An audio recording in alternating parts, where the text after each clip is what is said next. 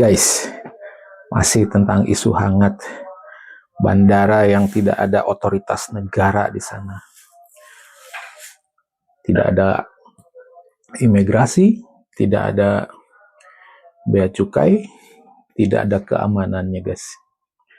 Jadi TNI, Polri, imigrasi dan bea cukai tidak ada di sana, guys. Jadi wakil negara di situ tidak ada sama sekali. Tidak ada otoritas negara berarti, guys. Ya adanya ya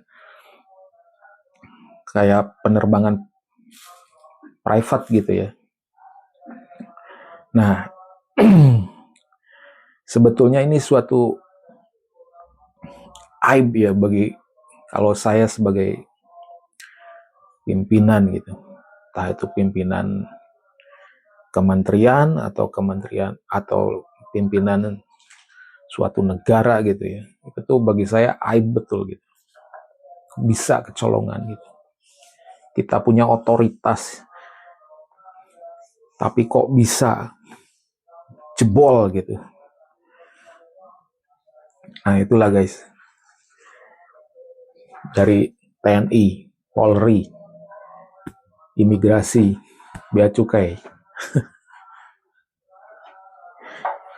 Itu tuh ada nggak guys? Maksudnya tuh sistem itu jalan nggak sih? Sistem birokrasi itu jalan nggak sih? Kalau melihat kasusnya, kasus besar itu guys, antar institusi, antar kementerian itu. Kalau menurut saya itu kasus besar. Jadi tidak mungkin dilakukan sama oknum yang di bawah. Gitu. Jadi ada oknum yang ya punya kekuatan untuk penetrasi kekuasaan di semua kementerian itu.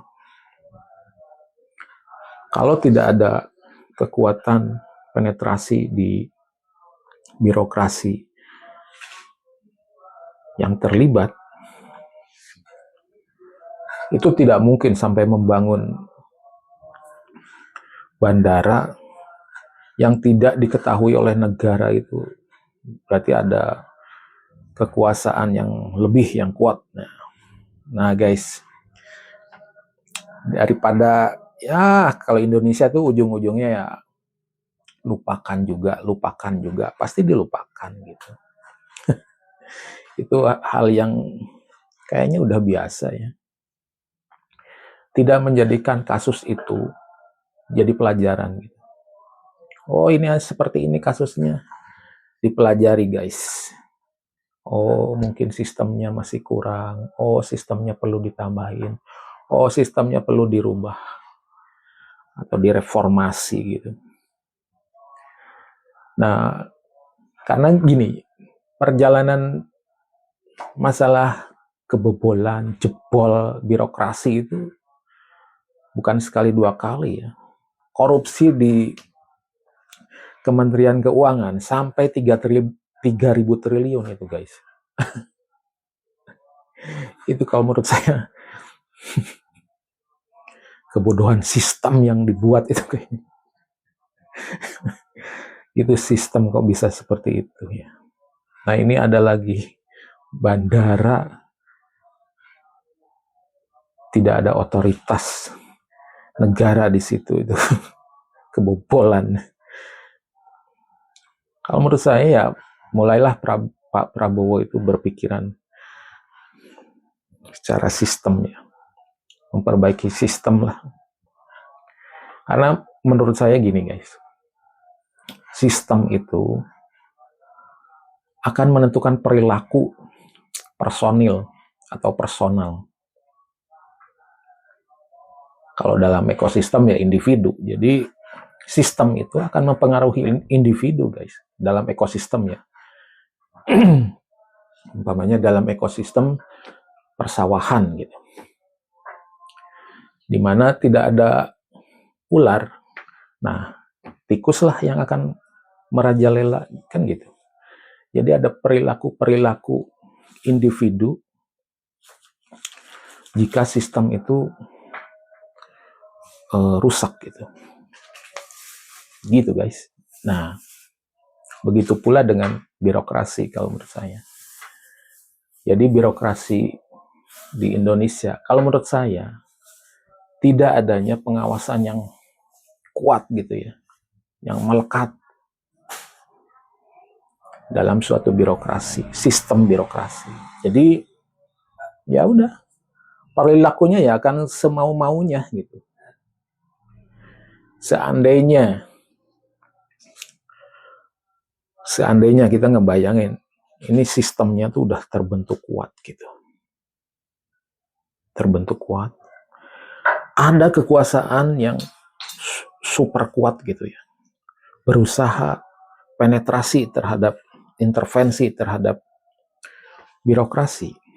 Itu akan gonjang-ganjing guys. akan kelihatan gitu, gonjang-ganjing, rusak gitu. Itulah. Makanya bentuklah sistem yang kuat gitu ya. Yang bagus gitu. Jadi apapun tidak bisa masuk. Apalagi dari luar negeri umpamanya bisa masuk. Itu udah jelas tidak mungkin bisa kalau sistem birokrasinya birokrasi yang kuat, guys. Gitu. Birokrasi yang kuat tuh gimana?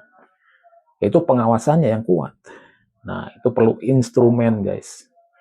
Instrumen untuk seorang pengawas atau institusi pengawas itu bisa mengawasi secara kuat gitu, penuh terhadap perilaku individu dalam suatu sistem birokrasi. Gitu, guys. Jadi kalau sistemnya masih seperti sekarang, ya sekarang pengawas aja tidak diberi instrumen untuk bisa mengawasi secara kuat gitu, melekat gitu, secara 24 jam terhadap individu dalam sistem birokrasi itu. Gimana mau baik itu sistem gitu. Jadi perkuatlah pengawas dan berikan instrumen gitu, guys. Atau kalau pengen lebih kuat lagi pengawasan, ya transparansi dan akuntabilitas itu loh. Jadi kalau